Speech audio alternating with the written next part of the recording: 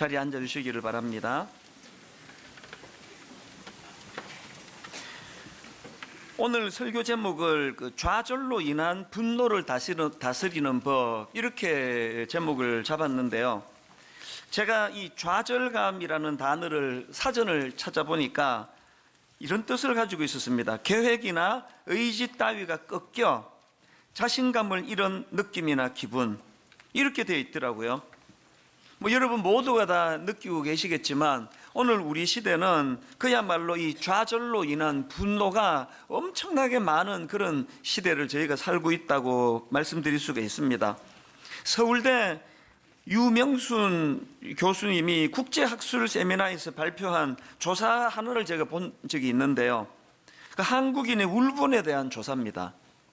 그 조사에 보니까 우리나라 사람 10.7%가 심한 우울 상태, 심한 울분 상태, 심한 울분 상태고, 그런가 하면은 지속적인 울분을 느끼는 사람 32.8%, 이 둘을 합하니까요 43.5%입니다. 그러니까 우리나라 사람 절반 가까이가 이 만성적인 울분을 갖고, 심한 울분을 갖고 있거나 지속적인 울분을 갖고 있다.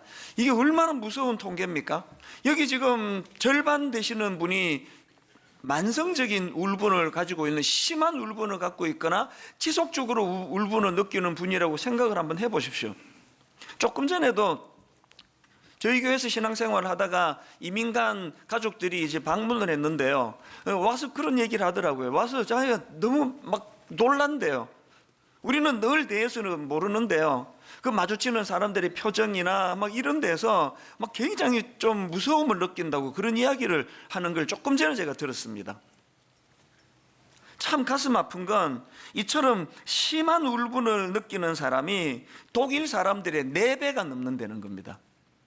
온 세계가 지금 다 어렵고 힘들지만 그중에 우리 대한민국은 더 많은 어려움, 그래서 글자 그대로 계획이나 의지 따위가 꺾여서 그 자신감을 잃은 상태, 그리고 거기서 찾아오는 마음의 분노, 이런 것들이 많은 시대인 것 같습니다.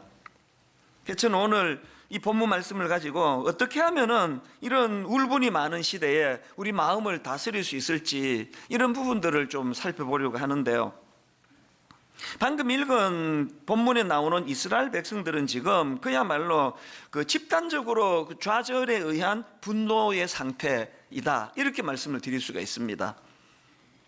이 본문의 배경은 이제 이스라엘 백성들이 홍해를 갓 건넌 직후입니다. 그래서 이제 오늘 본문 바로 앞에 보면은 막 홍해를 건넌 그 가슴이 벅찬 상태를 막 계속 격하게 찬양하는 내용이 쭉 열거가 됩니다. 출애굽기 15장 1절, 이때에 모세와 이스라엘 자손이 이 노래로 여호와께 노래하니 일렀으되 내가 여호와를 찬송하리니 그는 높고 영화로우시며 말과 그 탄자를 바다에 던지셨음이로다. 그 배경은 아시잖아요. 이스라엘 백성들이 오랜 그 애굽의 종살이로 신음하던 그것으로부터 해방되는 기쁨도 컸지만 맨 마지막까지 이제 앞에 홍해가 가로막혀 있는데 뒤에 적들이, 애굽 군대가 죽이려고 달려들 때, 이제 우리 인생 끝났다 할 때 하나님이 홍해를 열어 기적적으로 자기들을 건주신 그 감격이 너무 큰 겁니다. 그래서 이제 15장 1절부터 오늘 본문 바로 앞에까지 막 그 찬양의 기쁨이 막 춤을 추면서 그렇게 찬양하는 내용이 계속 나오는데요.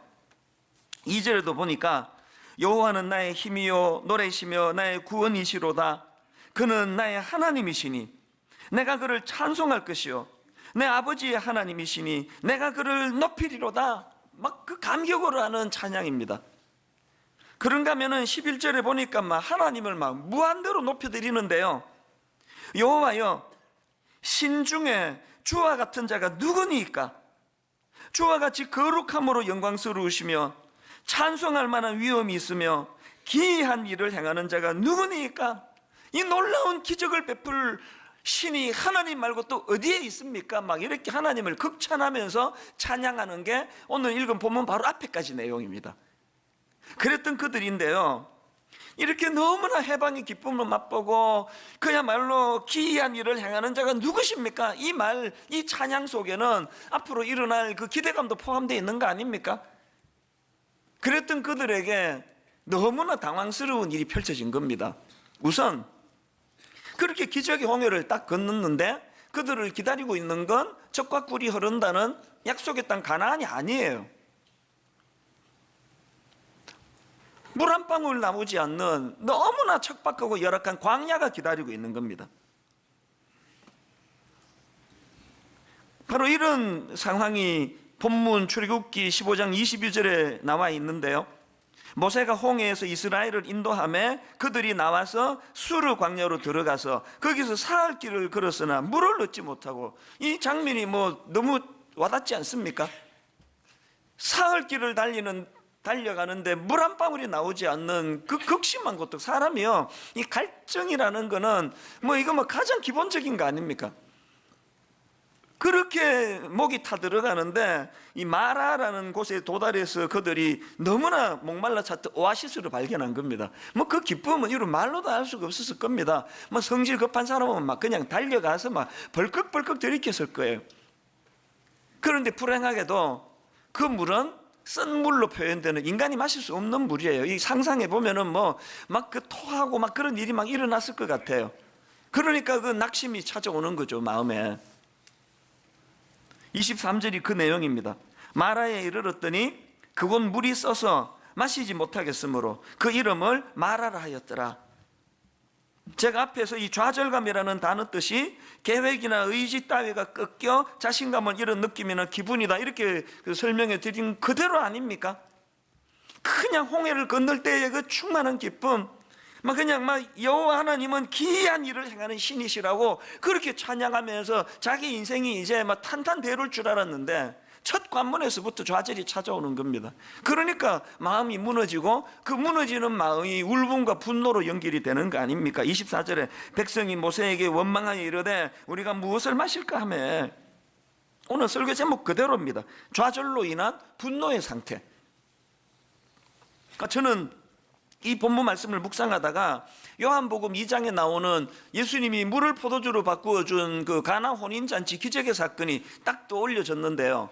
예전에는 저는 이 가나 혼인잔치 기적의 사건을 생각하면은 이제 물을 포도주로 바꾸어서 그거를 마시면서 기뻐하는 그 기쁨의 모습이 이미지화가 컸는데요. 제가 자꾸 나이가 들어가고 또 목회를 하다가 보니까 이제는 좀 공감 능력이 좀 생겨서 그런 건지 무게중심이 앞쪽으로 자꾸 쏠리는 걸 느낍니다. 앞쪽에 어떤 내용이 있습니까? 요한복음 2장 1절부터 한번 보십시오. 사흘째 되던 날 갈릴리 가나에 혼례가 있어 예수의 어머니도 거기 계시고 예수와 그 제자들도 혼례의 청함을 받았더니 포도주가 떨어진지라.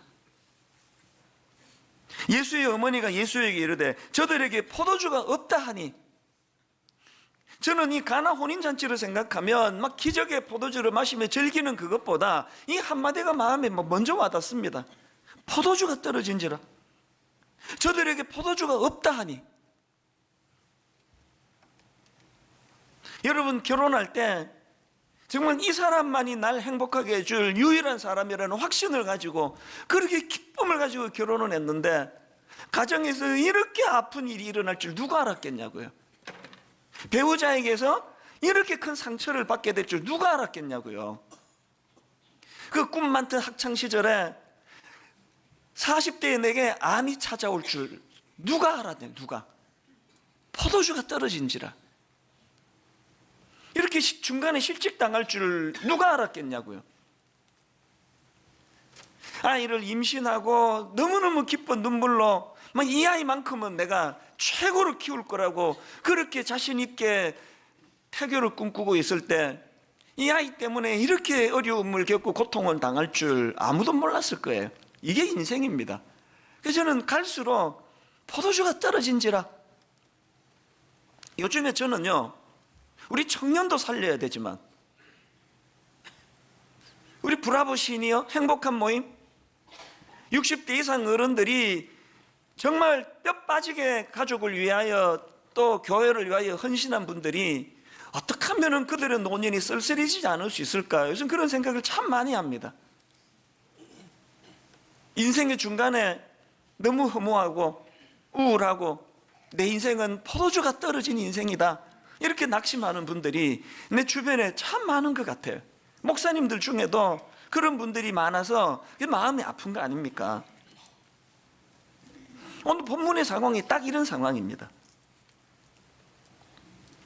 근데 여러분, 제가 이 본문 말씀을 묵상하다가 참 흥미로운 한 가지를 발견을 했는데요. 지금 똑같은 상황에 맞닥뜨린 상황인데 그 똑같은 상황에서 어떤 사람은 막 그냥 울분을 토하면서 누구를 원망하고, 어떤 사람은 또 거기에서 전혀 다른 모습을 보이는 걸 제가 발견했는데, 그게 이 극단적인 다른 두 반응이 24절과 25절에 나옵니다. 24절을 보십시오.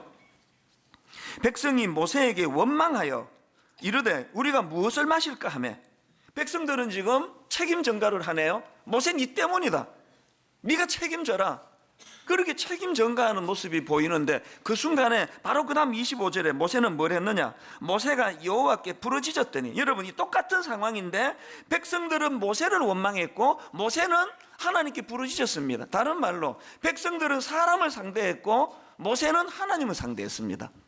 이게 굉장히 저게 의미 있게 다가오는 겁니다. 이 패턴이요, 한 장 건너가지고 출애굽기 17장에도 똑같이 나옵니다. 자, 3절을 보십시오.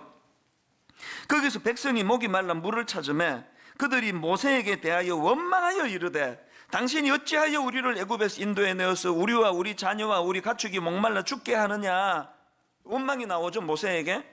그랬더니 바로 그 다음 4절, 모세가 여호와께 부르짖어 이르되 내가 이 백성에게 어떻게 하리이까. 이 똑같은 패턴 아닙니까? 제가 이 말씀을 제가 묵상하고 준비하면서 구호를 하나 만들어서 마음으로 되낸 게 있는데요, 이겁니다. 백성들은 원망했고 모세는 기도했다. 운율을 맞추어 가지고 제가 이거를 적어 놓고는, 또 백성들은 원망했고 모세는 부르짖었다. 너무 의미가 있는 겁니다. 제가 앞에서 똑같은 상황에서 백성은 원망했고 모세는 기도했다 그랬지만 옳은 이야기 아닙니다. 똑같은 상황 아닙니다. 모세의 고통은 훨씬 극심합니다. 모세는 인간 아닙니까? 목마름 없습니까? 하나님에 대한 원망 안 생기겠습니까? 이 멀쩡한 사람 불러내가지고 하나님 뭐 하는 겁니까 이게 지금? 모든 백성과 똑같은 목마름과 하나님에 대한 서운함이 똑같이 묻어났는데 플러스 원이 더 있습니다. 모세는 거기다가 사람들의 너무나 억울한 모함까지 당하는 거 아닙니까? 너무나 억울한 그런 비난까지 받는 거 아닙니까?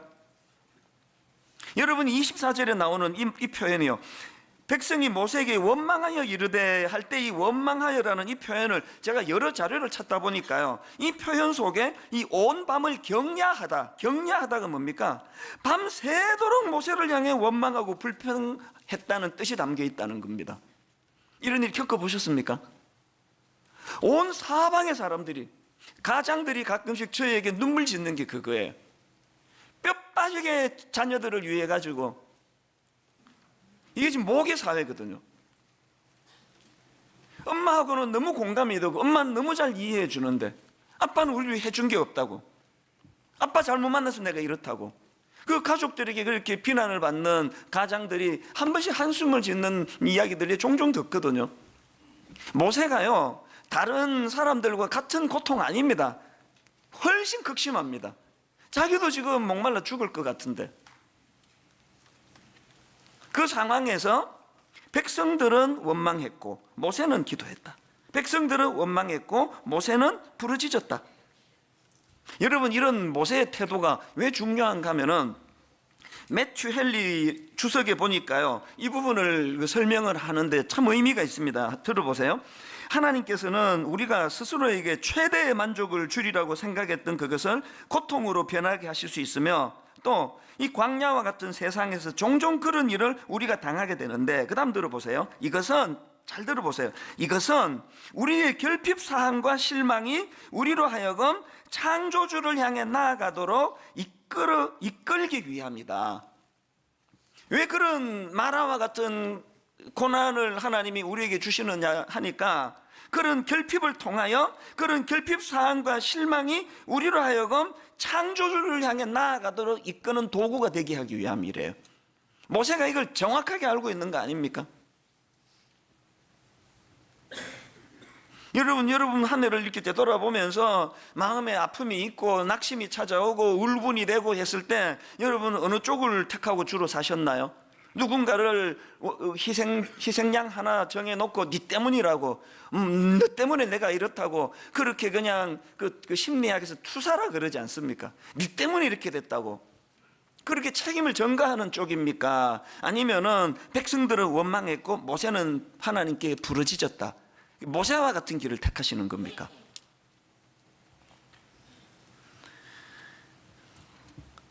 한 해를 마무리하면서 여기 누구라서 올 한 해 내 인생은 적과 꿀이 흐르는 가나안이었다 이렇게 말할 뿐 얼마 되지 않습니다. 모두가 다 마라의 썸물을 마시면서 마음이 힘들고 아프고 그랬던 그런 한 해라고 저는 생각하는데요.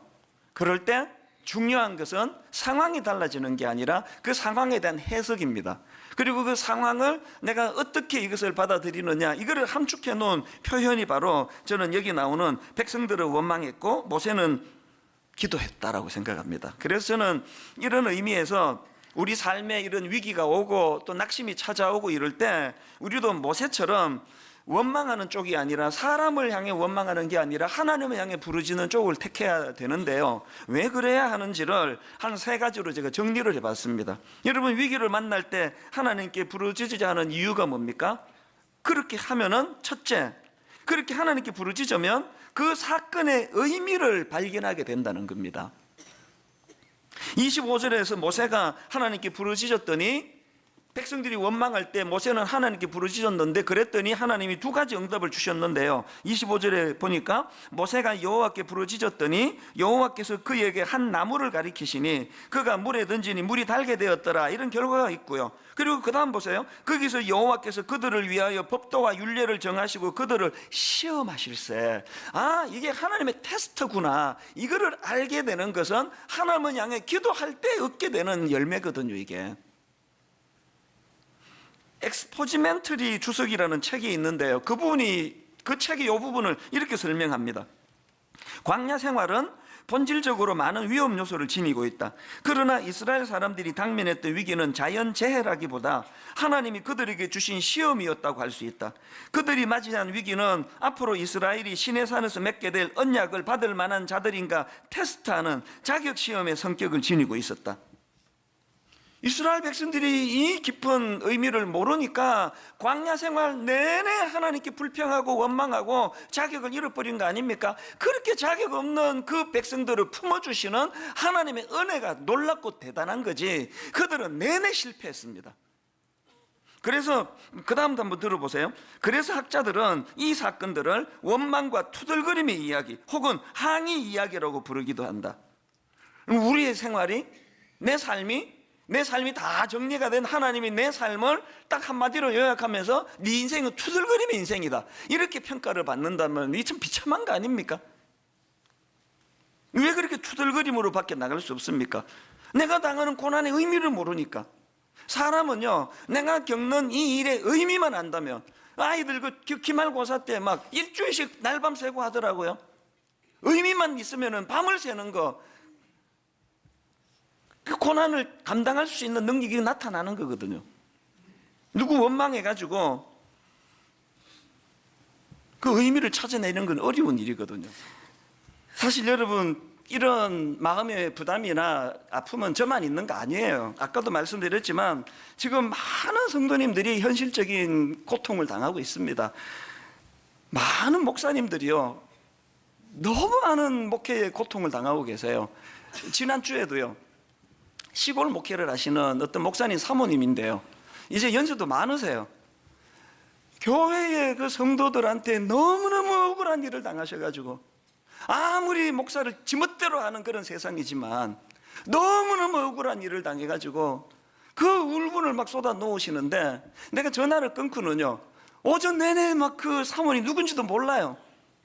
마음이 너무 아픈 거예요. 그러면서 내가 겪는 이걸 내가 힘들다 그러면 난 양심불량이다, 그런 생각이 들더라고요. 이게 뭐가 힘든 거냐고. 모두가 다 힘든 시대예요. 저는 또 이제 다음 주는 내가 우리 자매님들도 격려해드리고 싶죠. 오늘 유난히 하나님 우리 남성 가장들, 뭐 저랑 처지가 비슷해서 그런지 몰라도요, 수많은 여러분 그 목회하는 동안에 그동안에 많은 우리 가장 남편이 몰래 다녀가요. 만나갖고는 밀실에서 둘이 마주보고 펑펑 우는 우리 가장분들이 한두 분이 아니었습니다. 아내 앞에서는 못 울어요. 걱정할까봐. 자식들 앞에서는 절대 못 우는 게 우리 시대의 가장들 아닙니까? 그건 저도 마찬가지예요. 집에 가서 이런 이야기 절대 안 하거든요. 난 우리 집사람이 딴 교회 다녔으면 좋겠어요. 이 설교를 통해 다 듣거든. 또 저도 제 아내한테 이런 방구도 하지 않습니다. 너무 마음이 힘들 때는 각방을 써요. 혼자 구석진 데 가서 이 모습을 보여주고 싶지 않아서. 많은 여기 가장들이 그렇게 하고 1년을 버틴 거 아닙니까? 여러분, 이런 억장이 무너지는 마라의 썬물 앞에, 게다가 나도 힘들어 죽겠는데 억울한 비난을 받고 밤새도록 모세를 향하여 비난하는 그런 현실 앞에서 모세는 백성들을 원망했고 모세는 하나님께 부러지셨다. 이게 답이더라고요. 이게 저를 살려주는 답이더라고요. 또 살아나고 또 살아나고 또 힘을 얻고 또 힘을 얻고, 그저께 우리 시골 목사님 사모님 통화하고 나서 또 힐링이 많이 됐습니다. 모두가 다 이렇게 힘들게 사는 거구나. 백성들을 원망했고 모세는 기도했다. 그런가 하면은 두 번째로 여러분, 우리가 위기를 만날 때 하나님을 찾아야 하는 이유가 하나 더 있는데요, 그래야 문제 해결에 대한 대안을 얻을 수 있습니다. 밤새 모세 원망해봐야 그 썬물이 단물로 안 바뀝니다. 언제 대안이 마련됐느냐? 25절을 자세히 보십시오. 모세가 여호와께 부르짖었더니 여호와께서 그에게 한 나무를 가리키시니 그가 물에 던지니, 여호와께서 그에게 한 나무를 가르치시니 그가 물에 던지니 물이 달게 되었더라. 밤새도록 2박 3일 누구 원망해 보세요. 그 썬물이 단물 안 바뀝니다. 지금 이제 이거 못 견뎌가지고 일부 교회에서 자꾸 고소하자는 얘기를 해요. 이 교회가 이게 모함을 당해가지고 성도가 교회를 떠나는 지경인데, 이거 지금 다 찾아놨으니까, 어떤 사람인지 지금 자료 다 찾아놨으니까 자꾸 고발하자는 거예요. 그래서 제가 아침에 그렇게 합시다 했다가 그 다음날 자고 나면 또 마음이 바뀌어요. 조금만 더 참아봅시다. 긍휼이 생기니까요. 고발해가지고 막 우리가 이겼다, 막 그 사람들 뭐 어떻게 조치를 취했다, 그 썬물이 단물됩니까? 썬물이 단물되는 건 백성들은 모세를 원망했고 모세는 하나님께 부르짖을 때 문제가 해결이 되는 거거든요. 그런데 여러분, 여기서 한 가지 중요한 게요, 25절에서 하나님이 마라의 썬물을 단물로 바꿔주시고는 그 다음 26절을 보십시오. 이르시되 너희가 너희 하나님 나 여호와의 말을 들어 순종하고 내가 보기에 의를 행하며 내 계명에 귀를 기울이며 내 모든 규례를 지키면 내가 애굽 사람에게 내린 모든 질병 중 하나도 너희에게 내리지 아니하리니 나는 너희를 치료하는 여호와임이라. 내가 퍼뜩 든 생각이, 지금 방금 그 썬물을 단물로 바꿔가지고 갈증을 느끼는 그들에게 물을 주셨는데, 그러면 나는 너희들의 목마름을 해가라는 생수 같은 하나님은 이래야 되는 거 아닙니까? 그런데 치료하는 하나님이라는 거예요. 병 고쳐주신 거 아닌데. 여러분, 나는 너희를 치료하는 여호와라는 이 말씀은요, 광야 생활 내내를 관통하는 핵심 포인트예요. 나는 너희를 치료하는 여호와임이라. 왜 이런 표현을 썼을까? 이 질문을 아시려면 이 마라라는 단어의 뜻을 알아야 되는데요, 여러분이 마라라는 단어는 원래 이 미각을 그 썬맛 단맛 할 때 그 썬맛이라는 뜻도 있지만요, 이 마라라는 단어는 인간의 마음의 고통을 나타낼 때도 사용되는 단어입니다. 예를 들어서 잠언 14장 10절, 마음의 고통은 자기가 알고, 이 고통이 원어로 보면 마라예요. 마라. 마음의 고통, 이 마라입니다. 그래서 룻기 1장 20절에 보면은 나오미가 그들에게 이르되 나를 나오미라 부르지 말고 나를 마라라 부르라. 이 마라, 이 나오미라 부르지 말고 나를 마라라 부르라. 이 인간의 마음의 고통을 이렇게 표현한 거 아닙니까? 그래서 저는 이 문제 해결에 대한 대안을 주시는 하나님께서 왜 홍해를 건너자마자 이 마라라는 썬물과 그 고난의 3일 동안의 목마름을 가지고 무슨 교훈을 주기 원하셨을까? 제가 막 눈물이 나는 깨달음 하나 얻었는데요, 하나님이 주시고 싶은 메시지는 이거예요. 저 썬물, 갈증을 느끼는 사람에게 한 모금도 쓰이지 않는 쓰레기통에 내던져야 되는, 하수구에 들이부어야 될 썬물, 저 썬물을 모든 사람이 너무나 찾고 찾는 단물로 바꿔주시는 하나님께서 마라, 너희 내면의 썬물, 끊임없이 어릴 때 받은 상처가 치유가 되지 않고 사람에게 받은 상처로 울분이 솟아나오는 너희 내면의 그 마라, 그 마음의 고통을 내가 다 치료해 주시겠다. 나는 너희의 치료하는 하나님이다. 이 메시지를 주시는 거예요. 물 한 잔 얻어먹어서 하나님 아니에요. 그 물 한 잔을 가지고 찰나에 해가를 주시는 분이 하나님이 아니시고 우리 내면의 썬물.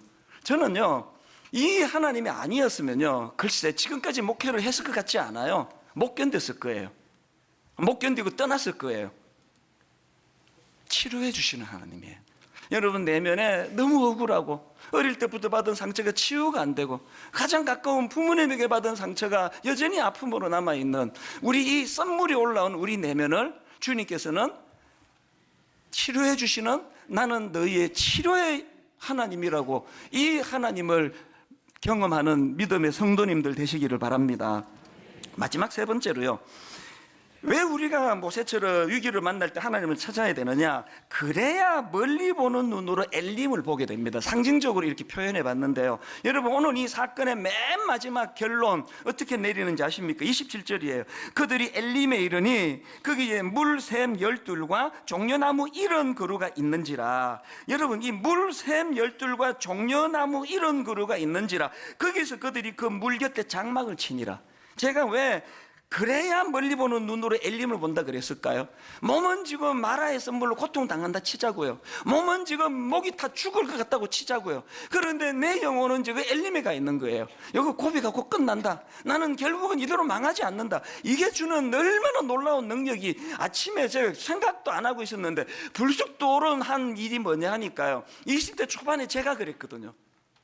여러 번 말씀드렸잖아요. 내 인생의 가장 고난의 때가 20대 초반이에요.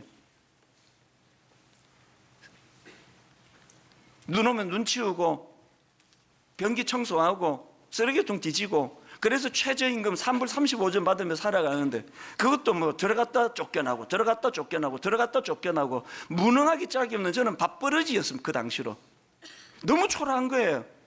내 친구들을 보면은 막 그냥 부자 아버지 만나가지고 막 아르바이트 이런 거 뭐 안 하는 애도 많고 막 스포츠카 모는 애도 많고 막 지갑 꺼내는데 보면은 막 20불짜리를 두둑하고, 그런데 내 전 재산이 20불까지 내려간 적도 있습니다.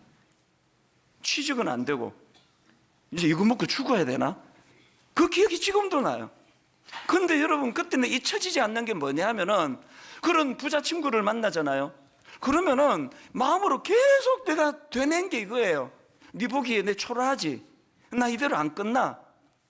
10년 뒤에 누가 더 잘 되는지 한번 볼래? 말로는 못하고 비웃음 당할까 봐 계속 선포한 거예요.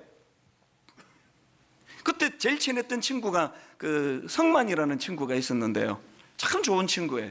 내가 이 친구 지금도 잊히지 않는데 참 되게 따뜻하게 잘해줬어요.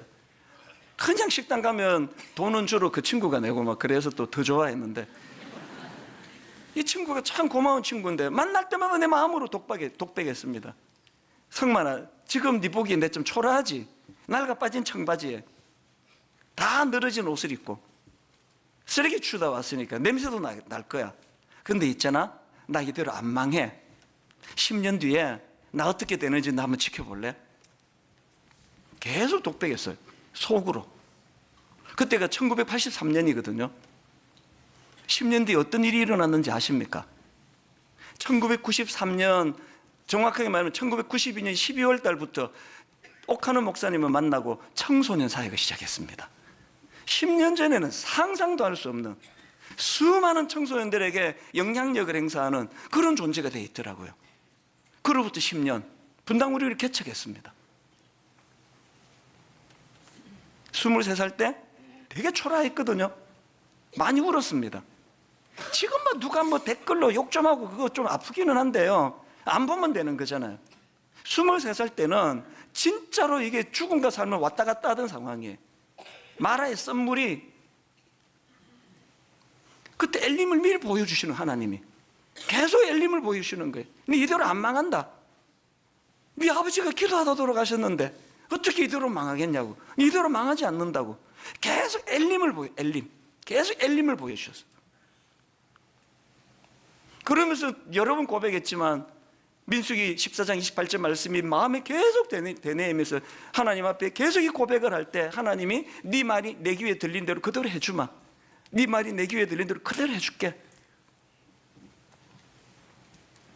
여러분, 우리가 위기를 만날 때 사람을 향해 원망하고 사람을 향해 분노를 쏟아놓지 아니하고 여호와 하나님을 향해 부르짖으면 하나님은 현실은 너무 힘든데, 지금은 눈물 나는 마라의 썸물 앞에 서 있는데 하나님은 우리를 엘림으로 미리 보여주시는 거예요.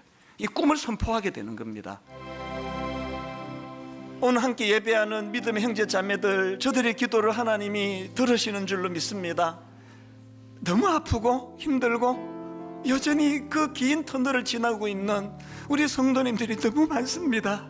가정의 어려움으로 아무리 기도를 해도 풀려지지 않는 육신의 아버지 건강을 다쳐서 낙심하며 주님 앞에 치료해달라고 호소하는 성도들이 얼마나 많은지, 하나님, 이런 문제가 해결되면 저 문제가 찾아오고, 안 그래도 지금 모세 본인도 목이 말라 죽을 것 같은데 끊임없이 원망하고 비난하는 그 백성들의 비난 앞에 마음이 무너져 있을 모세였지만, 백성들은 모세를 원망하고 모세는 하나님께 기도하였고 모세는 하나님께 부르짖었다는 이 한마디가 오늘 하나님 우리 삶의 지침이 되게 하여 주시옵소서. 이틀 남은 올 한 해를 하나님 앞에 다시 해석하기를 원합니다.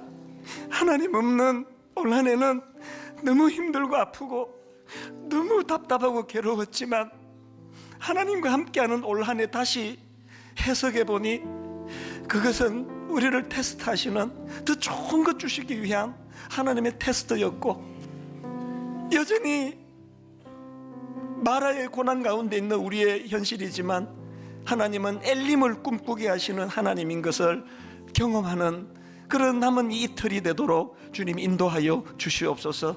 꼭 하나님, 너는 내 아들이야, 너는 내 것이야, 십자가로 내가 너를 구속했다고, 이 한마디가 올 한 해 모든 우리의 상한 마음을 회복과 치유로 이끄는 능력인 줄 믿사오니 그렇게 인도하여 주시옵소서.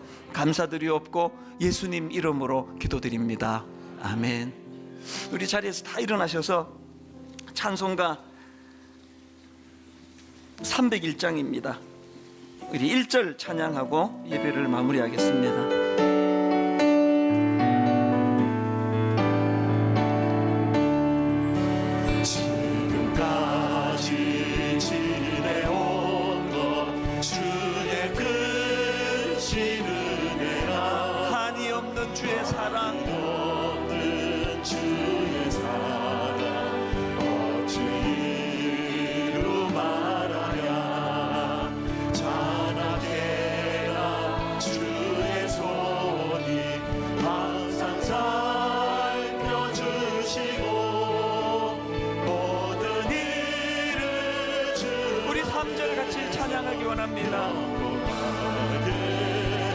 주님 다시 배올 날이 날로 다가와 무거운 짐 주께 맡겨 벗을 날도 멀잖네. 나를 위해 예비하신